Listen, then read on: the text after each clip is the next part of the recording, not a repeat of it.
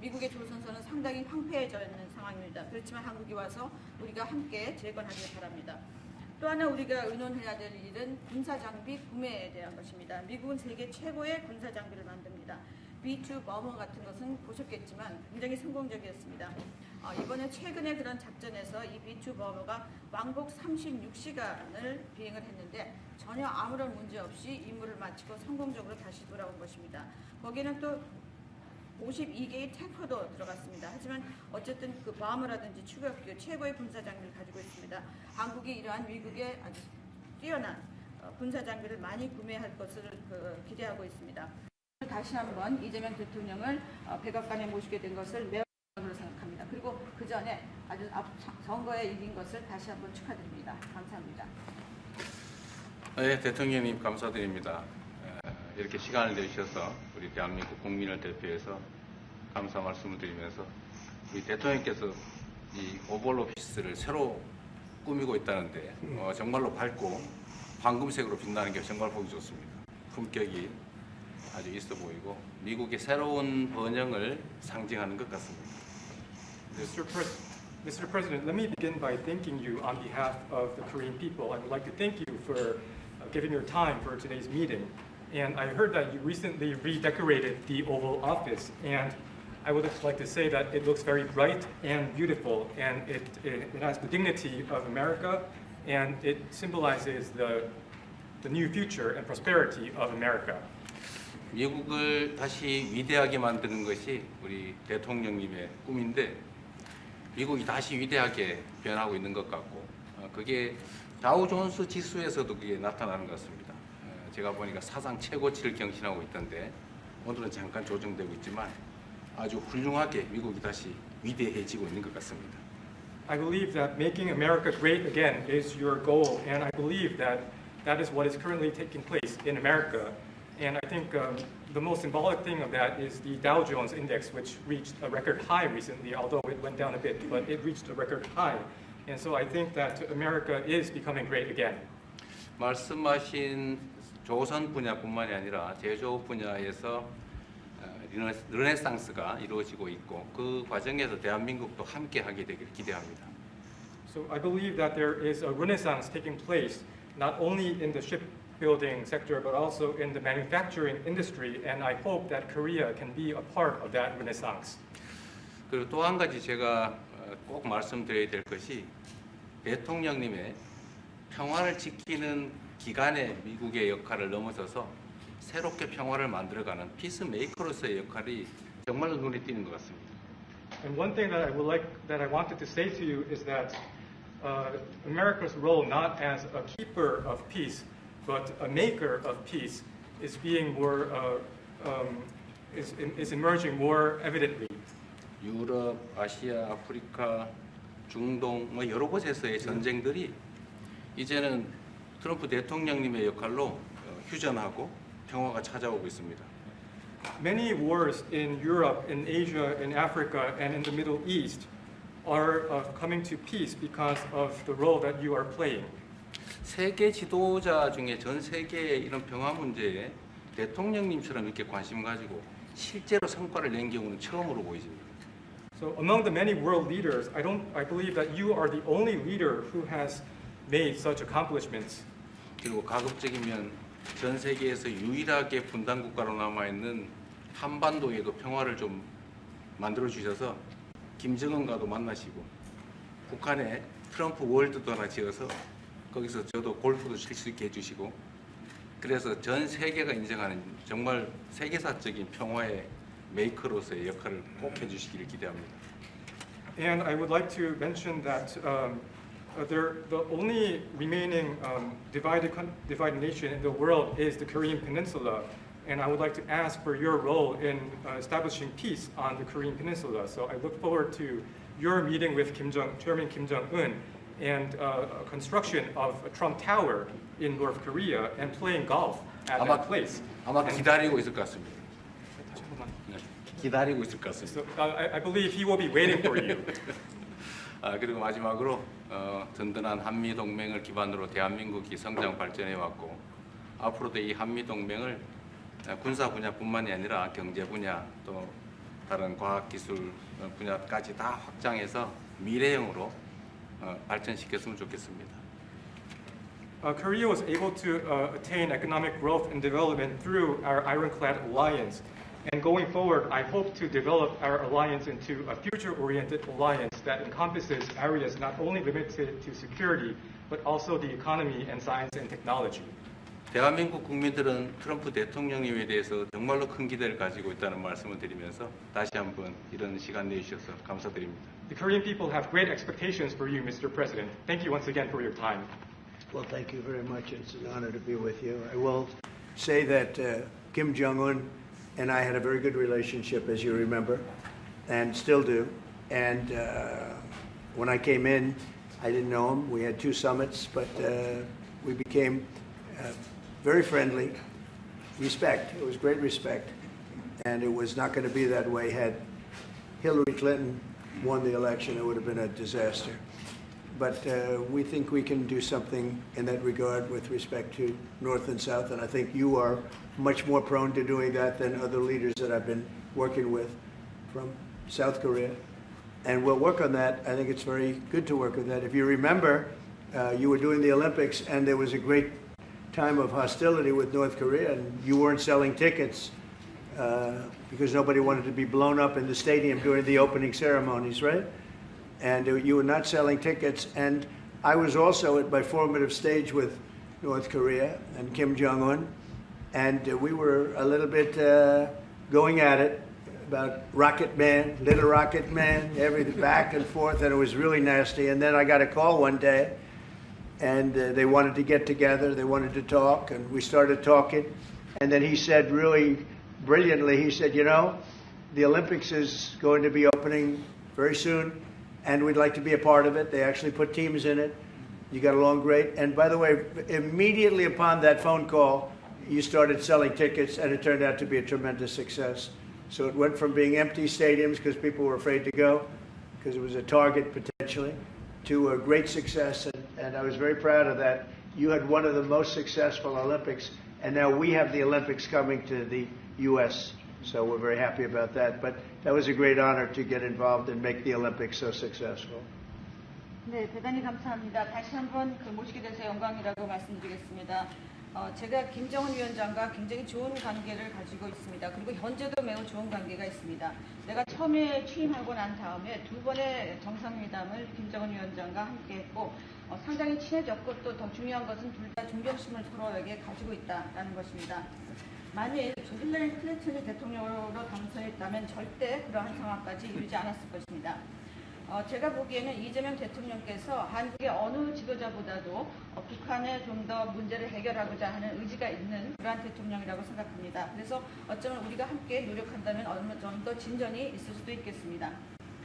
사실 그 한국에서 올림픽이 열렸을 때 북한 때문에 많은 사람들이 올림픽 표를 사지 않는 그런 현상이 생겨났었습니다.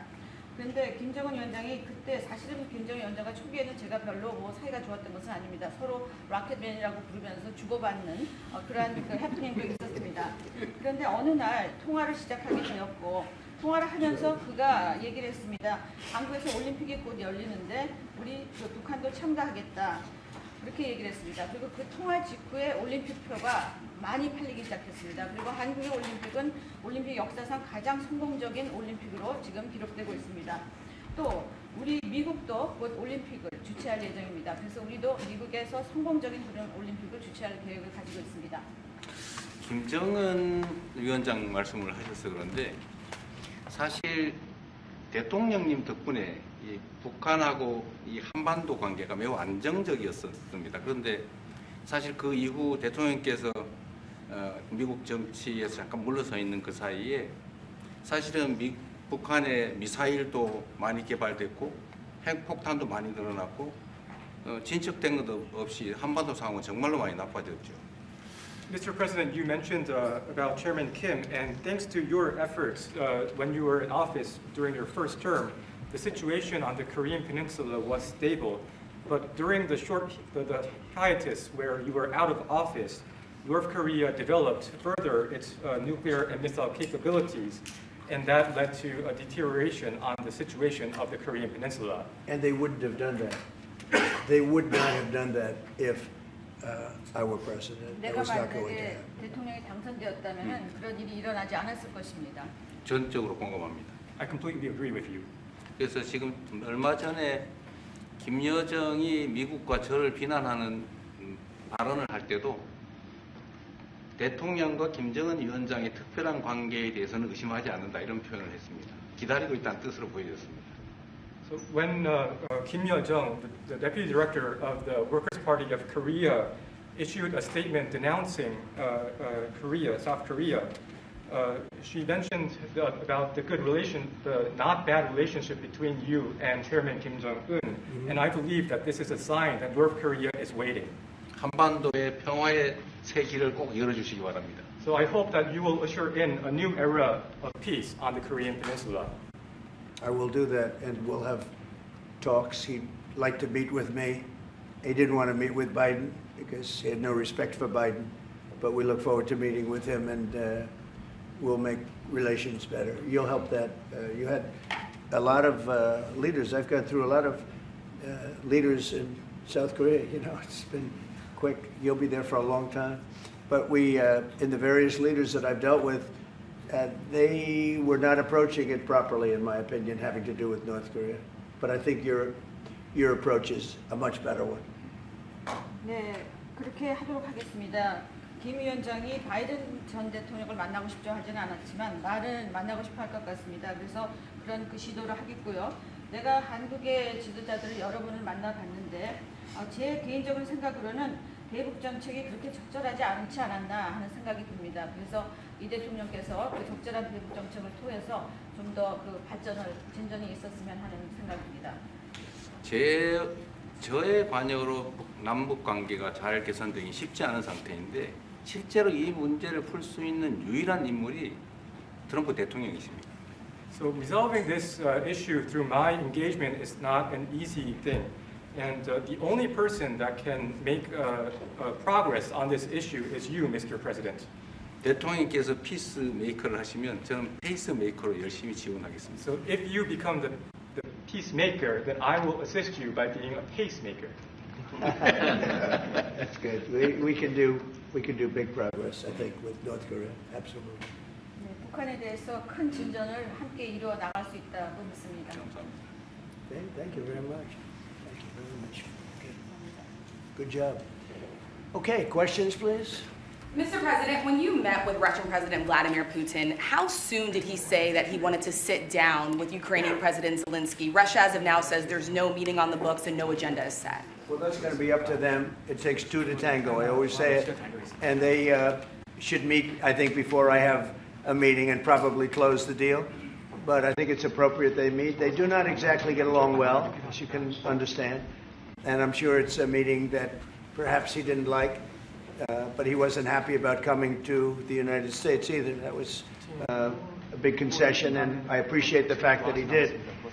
You know, I've always had a very good relationship despite a fake Russia haunt that we had. But we've always had a great relationship, very good relationship, strong relationship with Russia. That's a good thing, not a bad thing, by the way. That's a very good thing. And it's good to get along with Kim Jong-un, and it's good to get along with everybody, including President Lee. It's good to get along, and I get along with the foreign leaders. You see that with the biggest group of foreign leaders that we've ever had. Don't forget the European Union was here also representing a large group of countries just recently. So I believe that we're going to get that war straightened out. We're going to get it done. I don't know that they'll meet. Maybe they will. Maybe they won't. They'd like me to be at the meeting. I said, you guys ought to work it out. It's between you. It's not us. Now, in the meantime, we're not spending any money on, as you know, on Ukraine. We're selling military equipment to NATO. NATO now is taking in, excuse me, NATO now is taking in a large amount of money from the countries. They're taking in 5% of GDP versus 2%. They're paying the 5%. They never paid the 2%, most of them, or a lot of them. NATO has a lot of money. We are selling military equipment to NATO at full price. And NATO's distributing that equipment to wherever they are, I mean, perhaps to Ukraine. So NATO's working with Ukraine. Biden was giving hundreds of billions of dollars, just willy-nilly, just giving money. He had no idea where it was going. It was terrible what was happening. So we're not involved anymore in terms of the cost. We're in for $350 billion. As you know, I also got the rare earth deal done with Ukraine, which was worth much more than the $350 billion.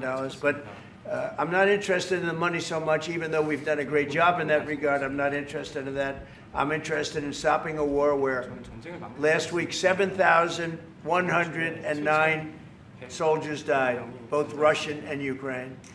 It's such a waste of life and humanity. They're not from this country. They're not from any other country other than Ukraine, for the most part, other than Ukraine and Russia. But it's a very important thing to me to stop it. I stopped 7 wars that were raging, one for 31 years, the Congo, and as you know, Rwanda, one for 35 years. I don't have to go into them. You know the list better than I do. But we stopped a lot of wars, including, you think about it, India and Pakistan, which was probably 2 weeks away from being a nuclear war. They were shooting down airplanes all over the place. So I'm very proud of that. I thought this would be, in many ways, the easiest way. I have a very good relationship with Putin. I thought it would be the easiest one to stop, and it's really not. It's very complex. It's very personal from their standpoint. There's tremendous dislike personally between the two men, and we're going to have to straighten that out. But I would like to see them meet first. They'd like me to be there. I may be there. I may not. I'll see. But I wanted them to work out their differences first, because it is ultimately between them. And when that happens, I think we'll get an end.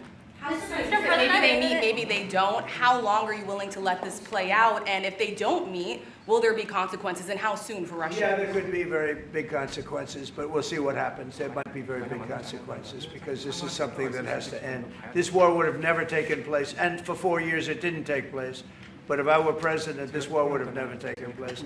There has not been a war like this since the Second World War. This is the biggest thing that's happened in terms of warfare, wars.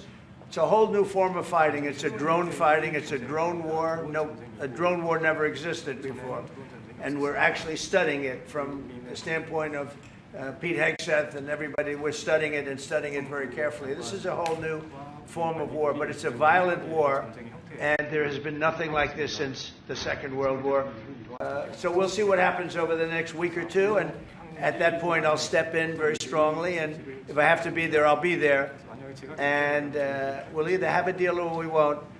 But a lot of people are dying, and I want to get us... Mr. President, Kim Jong-un wants to meet. When do you want to meet with him? With who? You said the North Korean leader wants to meet. How soon would you? You know, we want to have a meeting. I like to have a meeting. I get along great with him. You know, you were there. We even had a press conference. He had his first press conference. Kim Jong-un had a press conference. This was a little different press conference. I said, have you done a press conference before? No. And you know what? He did great. It was a great press conference, actually. It was historic. I doubt he's done one since. But I said, would you like to meet the fake news?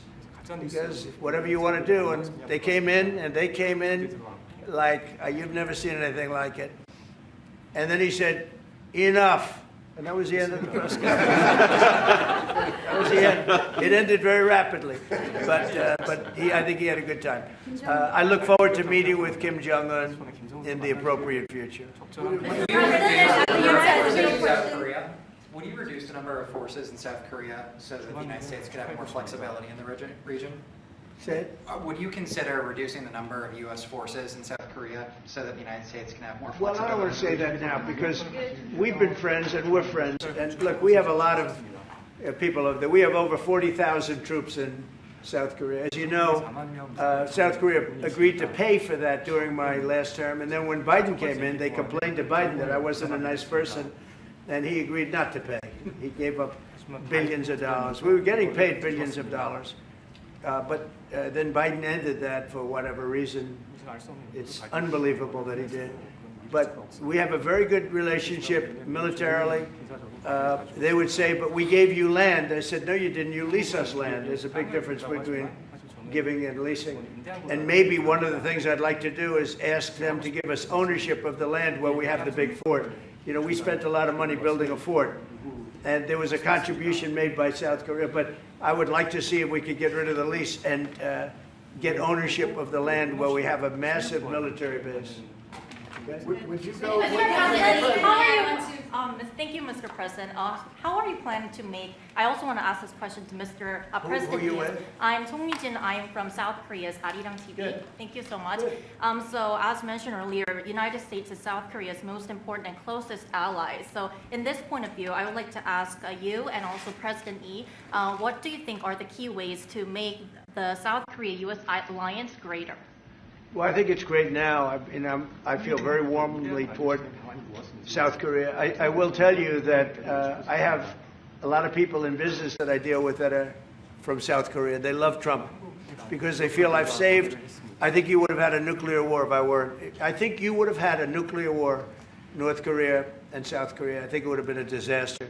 You're only 60 miles away from Seoul. They don't even need nuclear. They have their cannons, howitzers, and they have them buried in the mountain. You know what I'm talking about. And I think you would have had, if I didn't win that election, if Hillary Clinton, crooked Hillary, won that election, I think you would have had a nuclear war. It would have taken place, and it would have been horrendous for everybody, including them. It would have been very bad for them because we would have had to enter the picture, and we are the most powerful nuclear country in the world by far. Russia's second, China's third. China's going to catch eventually, 5 or 6 years. They're working to catch. One of the things we're trying to do with Russia and with China is denuclearization. And it's very important. One of the things I discussed with President Putin the other day, it wasn't just that, it was also other things. And I think the denuclearization is it's a big aim. But Russia's willing to do it, and I think China's going to be willing to do it too. We can't let nuclear weapons proliferate. We have to stop nuclear weapons. The power is too great. Okay? Thank you. Mr. President, I'd like to ask you further question about South Korea and U.S. alliance. I'm Anna from the Korea Times, and I'd like to ask you about the trade deal that's on the table. You mentioned about the shipbuilding industry, and President Lee mentioned about the manufacturing industry. And what other areas or sectors that you intend to focus on this trade deal? Because Korea is bringing in many investments and create jobs as well. So I'd like to know the opinions of both, how to get beneficial outcomes for both countries through this deal. Well, we're going to get along great because we really sort of need each other. We love what they do. We love their product. We love their ships. We love a lot of the things that they make. And they love what we have. We're dealing with them on Alaska having to do with the oil. You need oil and we have it. So we have a big advantage in that way. We have more oil and gas and coal and energy than any other country in the world by far. No, for whatever reason, God was very good to us. He gave us the greatest. We didn't use it. We started to use wind. Wind doesn't work. They started to use solar panels that took over the land all over the Midwest, where the farmers said, what happened to my land? They'd have a 10-mile by 10-mile solar field that they couldn't farm, the most valuable farming land in the world, probably the most vibrant in the world. And they put solar plants all over the place. It's ridiculous. Big, massive black fields of solar that all comes out of China, or plastic, all comes out of China. But we have the greatest amount of energy in the world, and we're dealing with South Korea, as you know, in Alaska, and we're going to be making a deal, a joint venture with South Korea. Japan is involved also, very strongly involved. So we have Japan and South Korea, and we're actually the closest. It seems like quite far away, Alaska, but actually it's right up the little ocean, right up the little Pacific Ocean. It's actually pretty close, relatively speaking. But we have more oil and gas and coal than any other nation in the world by far, and we're going to use it. And that's the thing that South Korea, I think, most wants from us, I would think. Mr. President, would you go back to the DMZ to meet with the North Korean leader? Say it? Would you go back to the DMZ to meet with the North Korean leader? I loved it. Remember when I walked across the line and everyone went crazy? Especially Secret Service, I would say they were going. And I looked into those windows, the windows, the glass, that you could only see if you looked direct, because there was all sorts of stuff. But I looked in and I saw more rifles pointing at me than you could. There were a lot of rifles in that building. The Secret Service was not happy. You know the buildings I'm talking about? The two blue buildings on each side. And I walked up the middle and I looked in the window and I saw more guns in that room than I've ever seen in my life. I looked to the other side, and it was the same thing. And yet I felt safe. I felt safe because I have a great relationship with Kim Jong-un. I hope it stays that way. I think it will.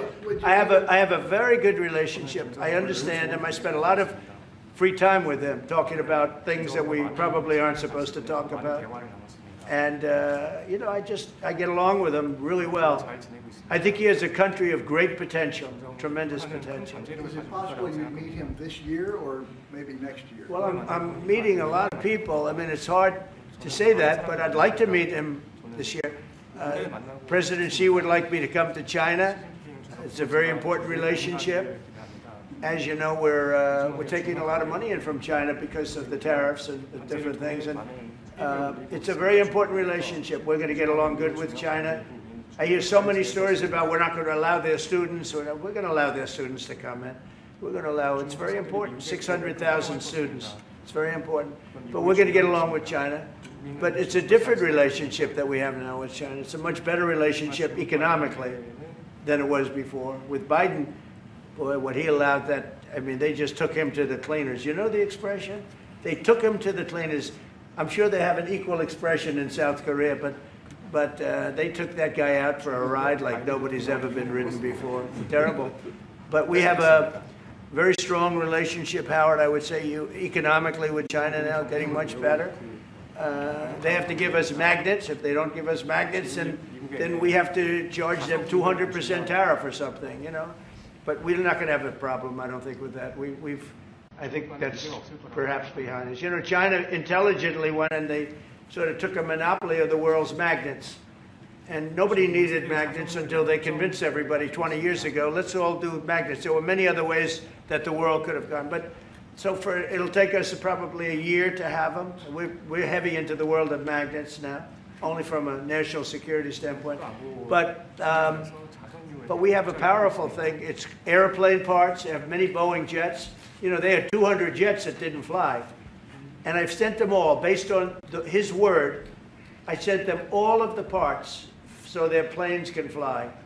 I could have held them back. I didn't do that because of the relationship I have. And their planes are now flying. You know, we had 200 of their planes were unable to fly because we were not giving them Boeing parts purposely, because they weren't giving us magnets. Therefore, we weren't giving them. But we have a much more powerful thing, that's tariffs. If we wanted to put 100%, 200% tariffs on, we wouldn't do any business with China. And, you know, it would be okay, too, if we had to. But the magnet situation, we have tremendous power over them, and they have some power over us with magnets. We're going to have a lot of magnets in a pretty short period of time. In fact, we'll have so many we won't know what to do with them. But you know the story. It's a very interesting history with magnets. And it really is because presidents, not being business people, they allowed that to happen. And they shouldn't have. But we have much more. I mean, look, in terms of playing the cards, we have much bigger and better cards than they do. But with that being said, I think we have a great relationship. I spoke to President Xi fairly recently, and at some point, probably during this year or shortly thereafter, we'll go to China. And I think we're going to see a magnificent sight. It's a great country. Mr. President, on the National Both Guard. you and President Lee actually are planning to go to China. You mentioned either this year or next year. Could you please share more details about your plans going to China? And also President Lee, I think. Well, maybe we'll go together. Do you want to go together? We can share a plane. We'll save energy. We'll save a little, you know, the ozone layer. Remember President Obama used to talk about the ozone layer, and then he'd fly to Hawaii to play around the Gulf in a 747. Mr. President, on the Would you National accept the invitation, Mr. 중국에서 만약 Well, it was sort of meant jokingly, but if you want, you can come.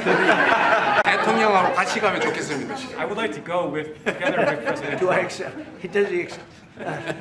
If you want to go, I'm going to get special permission. I'm sure you can go. But we're going to have a great relationship with China. I mean, it's happening. You see it. It's happening. They have some cards. We have incredible cards, but I don't want to play those cards. That would, if I played those cards, that would destroy China. I'm not going to play those cards. Mr. President, on the National Guard, you've talked a lot about Democratic-run cities and states. Would you also consider sending the National Guard into red states and red cities that are also seeing high crime? Sure, but there aren't that many of them. If you look at the top 25 cities that for crime, just about every one of those cities is run by Democrats. And you know, one of the bad things they did, cashless bail, if you look back on time, when they allowed a murderer out that afternoon, you know, he'd kill somebody and then a couple of hours later he's walking the streets again, oftentimes killing again rapidly.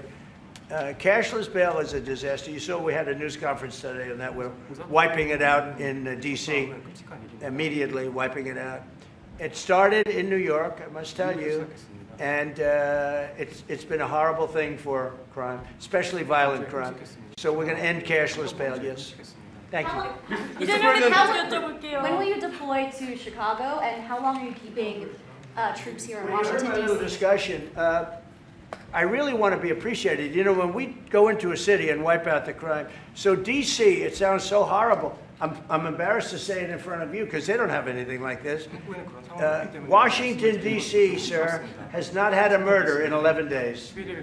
Now, he's saying that's a horrible thing to hear because they don't have murders for ever. But Washington, D.C., if you go back and check, it's been many years since we went a week without having a murder. Now we haven't had, and I would say that Washington, D.C. right now is much safer than Seoul.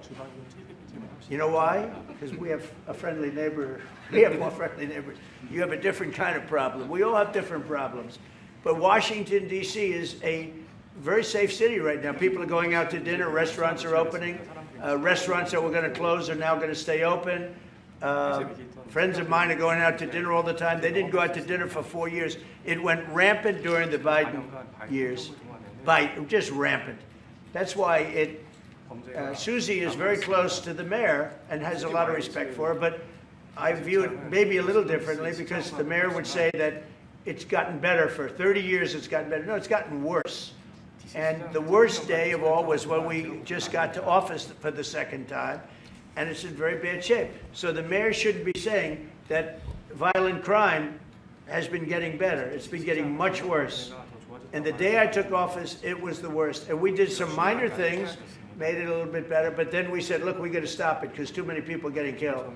And we have not had a murder in 11 days. It sounds crazy. I hate to say this in front of this gentleman who I respect, because they don't have murders for years.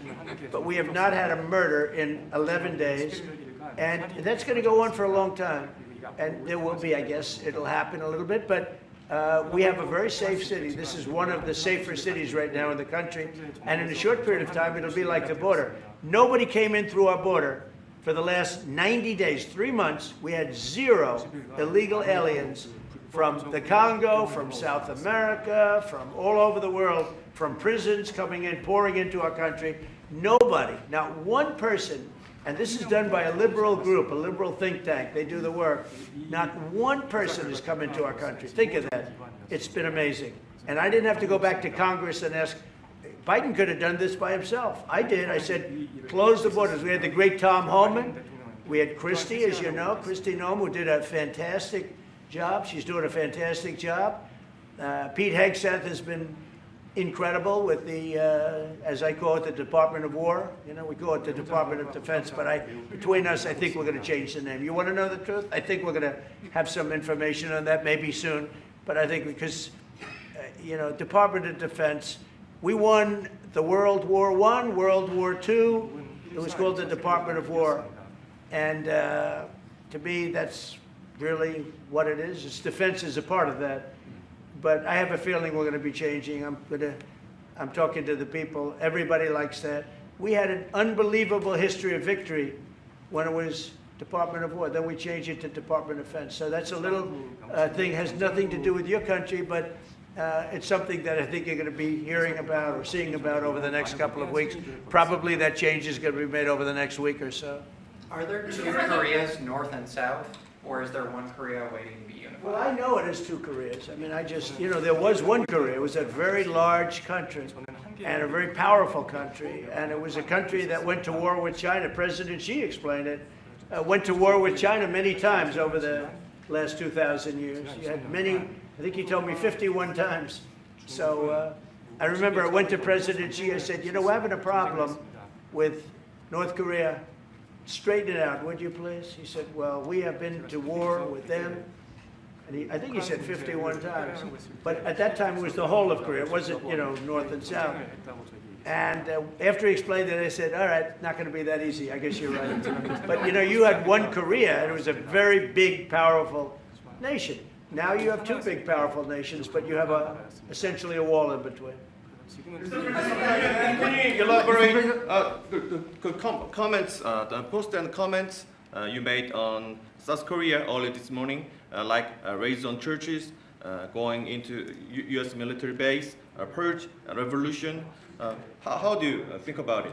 And 이재명 대통령께도 질문드리겠는데요. 저희가 이제 빛의 혁명이나 이게 내란 사태 극복하는 과정에서 이런 일들이 좀 벌어졌다라고 말씀하신 것 같아요. 그 부분 설명해 주시죠. I heard from Intel that there was a raid on churches. We're going to talk about that later. I haven't spoken about it yet, but when we meet, and that would be too bad if that's the case. But I did hear that from Intel, that there was a raid on churches, closing some churches. So we'll talk about that later. I could ask you now if you want. Mr. President, what conversation? Wait a minute, if you'd like, because it didn't sound to me like South Korea.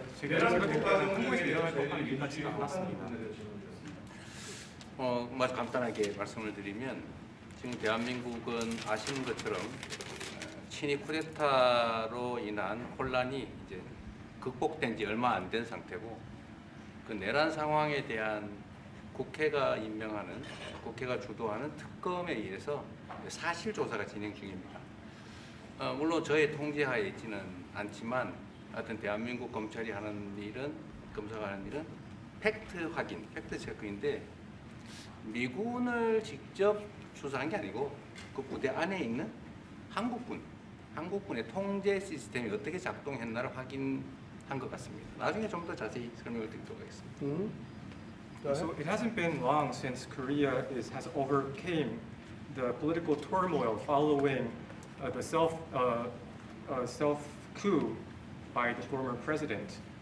Currently, there is a fact-finding investigation by a special prosecutor that was appointed by the National Assembly. And this special prosecutor... Is his name Deranged Jack Smith, by any chance? They took him from our country. They put Deranged Jack. He's a deranged, sick individual. But go ahead. Go ahead. I'm only kidding. Maybe I'm not. And that special prosecutor is not under my control. And so the special prosecutor is conducting a fact-finding investigation. And I would like to explain about what you said about U.S. bases. They did not conduct a search and seizure of American bases, but they looked into the chain of command and the control system of the Korean military. Right. And I would be happy to That's okay. explain about this more in detail I'm sure it's, during our lunch meeting. I am sure it's a misunderstanding, but there is a rumor going around about churches, raiding churches. So we'll talk. I'm sure that's going to be worked out fine. Yeah, please go ahead. Mr. President, what conversations have you had with Israeli Prime Minister Benjamin Netanyahu about what is going on in Gaza? There was a UN-backed report that said there was a famine in Gaza. Based on what you know and what you've been briefed on, do you agree with that? So I mean, I deal with Bibi Netanyahu quite a bit, and we had great success, obviously, in Iran. We knocked out their nuclear threat. That would have been a horror show having them have a nuclear weapon. They would have used it too. We did very well there. Right now, they're talking about Gaza City. There's always talking about something. At some point, it's going to get settled. And I'm saying you better get it settled soon. You have to get it settled soon. And that means, nobody can forget October 7th. People forget October 7th. That was one of the most brutal. I've seen some terrible things, some brutal things. That was about as bad as it gets. And nobody can forget that. With that being said, it's got to get over with. It's got to get over with because between the hunger and all of the other problems, worse than hunger, death, pure death, people being killed. And, I'm the one that brought back the hostages, and I did it with that gentleman right there, Steve Witkoff, and with Marco. All of us, the whole team, we worked together. Even the trade people worked on it with us. and we brought back a lot of the hostages. Now we're left with, would you say 20, Steve, or would you say it's less than 20? I hope it's 20. He hopes it's 20 because some could be dead. That's what he means, I assume. So we have 20, but there's rumors that some could be dead. It's a terrible situation over there. Terrible, terrible situation. But it's coming to a head. It's coming to an end. We are sending, we sent $60 million of food over there just recently. And I don't even know if people know it. We distributed ourselves. We're giving a lot of food, spending a lot of money on food, getting it over there. We have a lot of food. We have a lot of oil, and we have the greatest farmers in the world. So we have a lot of food, but we're sending a lot of it over to Gaza, and we're feeding a lot of people. But with all of that being said, it's a lot of people to feed. And I think that we will have, I think within the next 2 to 3 weeks, you're going to have pretty good conclusive a conclusive ending. It's a hard thing to say because they've been fighting for thousands of years. If you want to know, that's been a hotbed forever. But I think we're doing a very good job. But it does have to end. But people can't forget October 7th either. Do you plan to attend APEC summit to be held in Korea? Summit in South Korea? Yes, South yeah, I'd Korea love to. I'd love to. Last time I spoke in front of your parliament, and I love doing that. Beautiful respect they had for our country, and a beautiful room. I remember how beautiful it was, and I enjoyed doing it. No, I could see going. I think I'm going for a trade meeting to South Korea pretty soon. You're hosting a trade meeting, so I can sneak away from that trade meeting, and we'll go and do something for the president if he'd like me to do that. Okay? But so we'll be going there fairly soon. If you attend, then it's a good chance to meet up Kim Jong-un again, or maybe Xi Jinping. Then how do you think of it? You mean set them up together? Yes. That'd be interesting. We'll arrange a meeting between you and Kim Jong-un. Would you like that? That's a very tough question right now. I don't know where that question is leading. Anyway, look, I get along great with Kim Jong-un, and whatever I can do having to do with South Korea and getting people together, you should get together, right? Yes, ma'am. Yes. Yeah. I want to ask. Turned out to be the worst one in the room. I want to ask about Masca project. Masca project. Very great again. Shipbuilding. Yeah.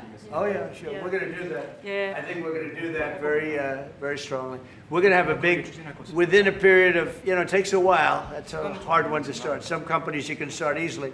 Shipbuilding's a tough one to start, but we'll be doing that. Now, with that being said, we make the best submarines anywhere in the world. We make submarines. We're 25 years ahead of anybody else in submarines. So we do that, we do that. But we really gave up the shipbuilding industry foolishly many years ago. But we're gonna start it up again. We're gonna be making our own ships again soon. Okay, how about one or two more? Have you been briefed on the search of John Bolton's home and office from Friday? Have you been briefed on that? I have not been briefed. No, I read it just like you did. I was never a fan of his. I thought he was stupid. I thought he was, a guy that only wanted to go into war. He liked killing people. I thought he was essentially a bad guy, but I'm not involved in that. No, you'd have to ask Pam Bondi about that. Are more raids coming, sir? Are more raids like that coming, sir? Are more raids like the one on John Bolton's house coming? More raids? I don't know. You'd have to ask the Department of Justice. They raided my house, I can tell you that. They did a big raid on my house. They took away everything that wasn't pinned down, and they took away some of that too. No, they raided Mar-a-Lago. They started that. These were bad people that we had in our government before. They raided Mar-a-Lago. They went into my wife's area. They went into my son's area, my young son. And what they did was a disgrace. But how did it work out? Oh, I see. We're in the Oval Office. Oh, I guess it didn't work out too well for them, did it? They are bad people. They're sick. They're sick people. And they came in with their guns into Mar-a-Lago, and like 98 people. I wasn't there. Fortunately, I wasn't there. But they are very evil, very sick people, that group. And if they would have won the election, this country wouldn't exist as we know it. This country would have been a failed country. And now it's the hottest country anywhere in the world by far. We are the hottest country in the world by far. Okay, another question. One more on the Gaza. Yes, sir, go ahead. Yeah. President Lee met with the Japanese Prime Minister before this summit. That's good. So is there something to discuss regarding the cooperation among the South Korea, US, and Japan? I think so. Look, Japan is a great ally of us, and I had a little bit of a hard time getting you two together because you're still thinking about comfort women, right? Comfort women. That's all they wanted to talk about was comfort women. And I thought that was settled a few times over the decades. But there is an overlapping problem with that. Perhaps I'm wrong in saying it. Perhaps this isn't right, but the whole issue of the women, comfort women, very specifically, we talked, and that was a very big problem for Korea, not for Japan. Japan wanted to go. They want to get on, but Korea was very stuck on that. You understand? So I don't know. Perhaps you'd like to answer. It's a good question. It was hard getting Japan and Korea together because of what took place a long time ago. But Japan wants to do it, I can say. Korea is a little bit more tenuous, please. 지금 질문은 그 3자 협력에 대해서. 우리 한미일 협력은 매우 중요한 과제고 또 한미 관계의 발전을 위해서도 한일 관계가 어느 정도 수습이 돼야 됩니다.